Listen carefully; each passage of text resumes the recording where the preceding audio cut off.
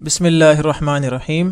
پیارے بچوں، can tab publisher کی طرف سے آپ کو خوش آمدید۔ بچوں، اردو کی کتاب سمجھنے کے لیے اور لیکچر کو اچھی طرح سے ذہن نشین کرنے کے لیے جو کتابیں آپ کے پاس ہونی چاہیے ان میں اردو کی کتاب، اس کے ساتھ آپ کے پاس اگر ریسورس پیک ہے جو کہ آپ ہماری ویب سائٹ سے فری میں ڈاؤن لوڈ کر سکتے ہیں تو آپ کو کتاب سمجھنے میں بہت آسانی ہوگی، اور اس کے ساتھ سمر پیک بھی آپ کے پاس ہونا چاہیے تاکہ کتاب کے مشق کے سوالات کے ساتھ ساتھ ہم مزید سوالات بھی سیکھ سکیں۔ ہم آج سبق نمبر 2 کا دوسرا حصہ پڑھیں گے جس میں ہم نعت کی تشریح کریں گے اور کچھ سوالات کو گھر کے کام کے طور پر بھی حل کریں گے۔ تو دیکھ لیتے ہیں سب سے پہلے آج کے حاصلات تعلم یعنی ایس ایل اوز کو۔ آج کا ہمارا پہلا ایس ایل او ہے سن کر اپنے علم اور تجربے کی روشنی میں شاعر کے مدعا اور مقصود کے اہم نکات کا تجزیہ کر سکیں۔ یعنی آپ نے اس سبق کو غور سے سننا ہے اور شاعر کے مقصود کو سمجھنا ہے کہ شاعر کیا کہنا چاہ رہا ہے، اور شعر کی یا حمد یا نعت کے اور اہم نکات کا تجزیہ بھی آپ نے کرنا ہے۔ دوسرا ایس ایل او ہے نظم و نثر کو اس کے عناصر اور رفتار مطالعہ، بنیادی خیال اور بیان کے حوالوں کو ملحوظ رکھ کر پڑھ سکیں۔ تیسرا ایس ایل او ہے نثر پارے یا نظم کو اپنے الفاظ میں لکھ سکیں، لہٰذا آپ نے نعت کی تشریح کو صرف سننا نہیں ہے بلکہ غور سے سن کر اپنے الفاظ میں لکھنے کی کوشش بھی کرنی ہے۔ اور آخری ایس ایل او ہے اشعار کی تشریح کر سکیں۔ یہ 4 ایس ایل اوز آج کے ہمارے سبق کا حصہ ہوں گے۔ تو بچوں چلتے ہیں نعت رسول مقبول صلی اللہ علیہ وآلہ وسلم کی طرف۔ آپ نے اس نعت کو غور سے سننا ہے اور نعت کا معنی اور مفہوم سمجھنا ہے، اور جو شعر میں پڑھوں آپ نے میرے ساتھ کوشش کرنی ہے کہ آپ میرے ساتھ مل کر پڑھیں، اور جو شعر میں پڑھوں آپ نے اس پر انگلی رکھنی ہے تاکہ آپ کو الفاظ یا جملوں یا شعر کا درست تلفظ بھی آ جائے، اور جس مشکل لفظ کا معنی یا مقصود یا مفہوم ہم پڑھیں گے وہ بھی آپ سیکھ سکیں۔ پہلا شعر کیا ہے؟ دل جس سے زندہ ہے وہ تمنا تم ہی تو ہو، ہم جس میں بس رہے ہیں وہ دنیا تم ہی تو ہو۔ یہ اس نعت رسول مقبول صلی اللہ علیہ وسلم کا پہلا شعر، جس میں شاعر نے آپ صلی اللہ علیہ وسلم کی تعریف میں 2 جملے کہے ہیں۔ پہلا جملہ ہے دل جس سے زندہ ہے وہ تمنا تم ہی تو ہو۔ تمنا کا معنی کیا ہے؟ آرزو، طلب یا خواہش، یہ ہے اس کا معنی تمنا۔ ہمارے دل، شاعر کہہ رہا ہے کہ ہمارے دل میں جو تمنا، جو آرزو یا جو خواہش ہے اس کی صرف ایک ہی وجہ ہے، اور وہ ہے جناب رسول اللہ صلی اللہ علیہ وآلہ وسلم۔ یہ ہے پہلی بات۔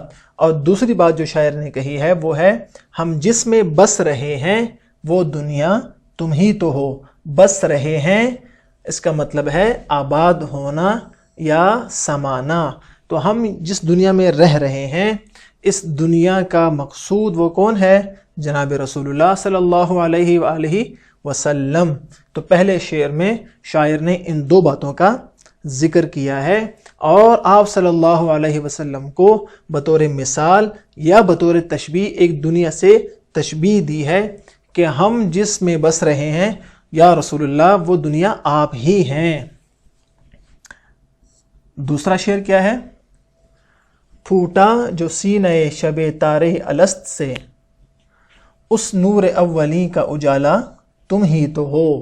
یاد رکھیے پیارے بچوں، یہاں پہ تارے الست جو لفظ ہے اس سے ایک واقعے کی طرف اشارہ ہے جو کہ قرآن پاک میں موجود ہے، اور یہ آپ کو وہ واقعہ نظر بھی آ رہا ہے۔ ہم نے مختصراً یہاں پر یہ لکھ دیا ہے۔ خلقت عالم سے پہلے، یعنی دنیا کو تخلیق کرنے سے بھی پہلے، عالم ارواح میں، یعنی ہم جتنے بھی انسان دنیا کے آغاز سے لے کے قیامت تک آئیں گے، ان سب کی ارواح کو اللہ تعالیٰ نے ایک جگہ اکٹھا کیا اور ان سے سوال کیا۔ کیا سوال کیا؟ الست بربکم، کیا میں تمہارا رب نہیں ہوں؟ تو تمام روحوں نے، ہم سب کی روحوں نے ایک جواب دیا، بلا، کیوں نہیں، آپ ہی تو ہمارے رب ہیں۔ تو الست سے اس واقعے کی طرف اشارہ ہے، اور آپ اس واقعے کو مزید تفصیل سے بھی دیکھ اور پڑھ سکتے ہیں۔ تو شاعر نے کہا کہ اس واقعے میں اس وقت جو واقعہ ہوا، جس کو شب تار الست سے شاعر نے تعبیر کیا، شاعر نے کہا اس رات کے بعد جو پہلا اجالا یعنی پہلی روشنی ہوئی وہ آپ صلی اللہ علیہ وآلہ وسلم ہی ہیں، یعنی اس واقعے پر جس نے اللہ تعالیٰ کو رب مانا، گویا کہ اس نے خود بخود جناب رسول اللہ صلی اللہ علیہ وآلہ وسلم کو آخری نبی بھی تسلیم کر لیا۔ یہ ہے اس واقعہ، اور اس واقعے کی طرف شاعر کا اشارہ، اس نور اولی کا اجالا تم ہی تو ہو، یعنی اس رات کے بعد جو روشنی آئی، پہلی روشنی، نور اولی، پہلی روشنی، اس کا اجالا یعنی پہلی روشنی کون ہے؟ جناب رسول اللہ صلی اللہ علیہ وآلہ وسلم۔ دیکھتے ہیں اب تیسرا شعر، سب کچھ تمہارے واسطے پیدا کیا گیا، سب غایتوں کی غایت اولا تم ہی تو ہو۔ یہاں پر شاعر نے ایک بہت جامع اور مختصر الفاظ میں آپ صلی اللہ علیہ وسلم کی تعریف کی ہے، اور کیا کہا کہ سب کچھ آپ صلی اللہ علیہ وآلہ وسلم کے لیے پیدا کیا گیا، اور جتنے بھی دنیا کے مقاصد ہیں، سب مقاصد کی سب سے اہم مقصد وہ آپ صلی اللہ علیہ وآلہ وسلم ہیں۔ غایتوں، یہ لفظ جمع ہے جس کی واحد ہے غایت، اور غایت کا معنی کیا ہے؟ یہ آپ کو نظر آ رہا ہے، مقصد مطلب انجام، انتہا یا حد۔ تو جتنی بھی غایتیں ہیں، جتنے بھی مقاصد ہیں، سب سے اعلیٰ مقصد کیا ہے؟ جناب رسول اللہ صلی اللہ علیہ وسلم کی ذات مبارک۔ اگلا شعر دیکھیں، جلتے ہیں جبرائیل کے پر جس مقام پر، اس کی حقیقتوں کے شناسا تم ہی تو ہو۔ جبرائیل کے پر جس مقام پر جلتے ہیں، پیارے بچوں آپ کو معلوم ہے یہ کس واقعے کی طرف اشارہ ہے؟ جی ہاں، یہ ہے واقعہ معراج، جب آپ صلی اللہ علیہ وسلم مسجد اقصی سے تشریف لے گئے، پہلے آسمان پر، دوسرے آسمان، اور کرتے کرتے ساتویں آسمان، اور آخر میں کہاں پہنچ گئے؟ سدرۃ المنتہا، سدرۃ المنتہا۔ اور جبرائیل امین علیہ السلام جب یہاں تک پہنچ گئے تو آپ صلی اللہ علیہ وسلم اس مقام سے آگے، سدرۃ المنتہا سے آگے اکیلے ہی تشریف لے گئے، وہاں سے آگے کسی کو جانے کی اجازت نہیں تھی، اور اس سے آگے اللہ تعالیٰ کے پاس جناب رسول اللہ اکیلے ہی تشریف لے گئے، اور جبرائیل امین کے پر اس مقام سے آگے نہیں جا سکتے تھے، اور آگے جانے کی صورت میں ان کے پر جلتے تھے۔ اس واقعے کی طرف اشارہ کیا گیا، اور یہ کہا گیا کہ اس مقام سے آگے اللہ تعالیٰ اور جناب رسول اللہ صلی اللہ علیہ وسلم کی جو ملاقات ہوئی اور جو باتیں ہوئیں، ان کی حقیقت سے کون واقف ہے؟ صرف آپ صلی اللہ علیہ وآلہ وسلم۔ مخلوق میں سے، اللہ کے علاوہ مخلوقات میں سے کسی کو اس کا علم نہیں ہے۔ اگلا شعر دیکھیں، گرتے ہوں کو تھام لیا جس کے ہاتھ نے، اے تاجدار یثرب و بطحا تم ہی تو ہو۔ یہاں پر آپ صلی اللہ علیہ وسلم کی تعریف میں شاعر نے بہت زبردست اور بہترین شعر کہا، اور وہ کیا ہے؟ گرتے ہوں کو تھام لیا، گرتے ہوں کو تھام لیا، یعنی وہ لوگ جو گمراہی میں تھے ان کو وہاں سے اٹھا کر حق کی جانب آپ صلی اللہ علیہ وسلم لے گئے، یا جو لوگ کمزور تھے، جو لوگ ضعیف تھے، جو لوگ بے آسرا تھے ان کو آپ صلی اللہ علیہ وسلم نے سہارا دیا اور ان کو گرنے سے بچا لیا. دونوں مراد ہو سکتے ہیں. اور یہ کام کس نے کیا؟ شاعر نے خود کہا اے تاجدار یثرب و بطحا تم ہی تو ہو.